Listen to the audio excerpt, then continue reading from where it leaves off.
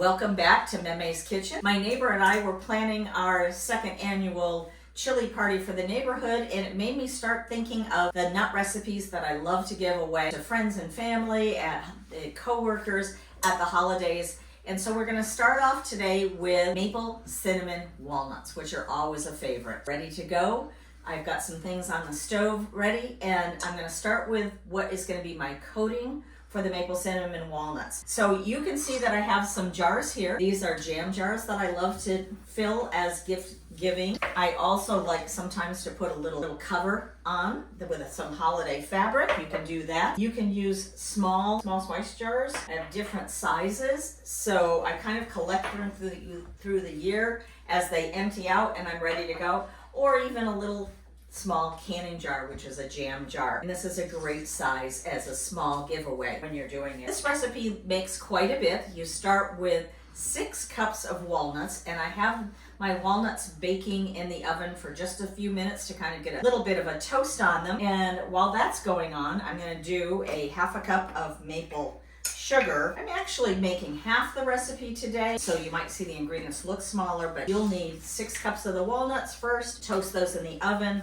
at 350. A half a cup of maple sugar, and maple sugar is just maple syrup that's been dried, and you can find that at a specialty store or even online, so that's easy to get. And we're going to have a tablespoon of coarse salt, and instead of using my grinder where I can't measure it very well, I use my mortar and pestle to just take some of the really big salt and grind it just a little bit less coarse. And then I'm going to use a half a teaspoon of cinnamon, and I'm going to stir that all up. I'll just use my little, and I'm going to set that aside. That's going to go and be our coating on the walnuts when we're done. From the last batch I made, after I filled all the jars, there was a little bit in the pan left over. I just save it and put it on ice cream. Just saying, it's really good. Okay, we're ready to get the walnuts out of the oven. All right, the nuts have toasted and cooled. The mixture has reduced in half, and now I'm going to just get all those nuts into the pan. Turn off the fan. We've got some extra noise going on here. And we're going to stir those until we get all of that wet mixture absorbed into our nuts. So we want the pan to be almost dry before we put that wet mixture or that dry mixture on. So right now that you can see that the nuts are kind of glistening and shiny, and we just need to get them a little bit drier. So we've got the pan on low, and it's continuing to absorb those nuts. That just takes a few minutes as well. That's why it's nice to have everything all set together before you start this process. It goes fast. It looks pretty good, is one thing I'll say. Thank you. It is looking good. All right. And while that just dries up a little bit, I'm going to show you my labels. Stay tuned. All right, my walnuts are all toasted. I'm going to get those out of the oven and set them aside while I do the wet ingredients that are going to help the maple sugar stick to the walnuts. So in my pan, I have a quarter of a cup of brandy. That's going to evaporate away, so you don't have to worry about it, but it adds a little bit of flavor. I have 2 tablespoons of vanilla, and that'll add that. If you ever get cinnamon walnuts at the medieval fairs, that's what they use, lots of vanilla. A third of a cup of good maple syrup, and you can see I'm going to have to replace it.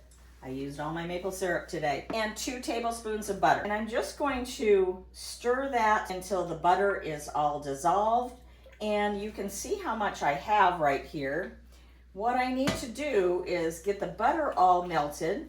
Everything else is together, and it's going to need to reduce by half. So you can bring it up to temperature, get it to a boil, and then turn it down a little bit and let that reduce in half so it enhances the flavors, and then we can put the walnuts in. So you'll just have to wait a minute till we're ready. I wanted to show you that I found these labels at a farm store, and they can be easily peeled back off. So they're fun to do with our nuts. I have them all ready for the maple cinnamon walnuts and some of our nuts that are going to be coming in next episodes. Spice nuts. There's also a gingered peanuts with pumpkin seeds and dried cranberries. And the last one is a sesame seed soy cashews with wasabi peas and nori. So stay tuned for those. I need to add my cinnamon sugar right now before everything is totally dry. So in it goes. I'm going to mix those up. You can see that now the nuts are getting coated because they have absorbed all the wet ingredients and dried out a little bit. They got it all on there. Just takes a few stirs till everything is coated. Don't those look yummy? Ready to go. They're such a fun holiday treat. Walnuts are really good for you, so having a couple walnuts a day are wonderful. I'm just gonna pour that back into the pan, and then it needs to cool for about 6 hours. You can put parchment in the pan, or I just have a food grade silicone mat that I bake on all the time. And so let me turn off my stove.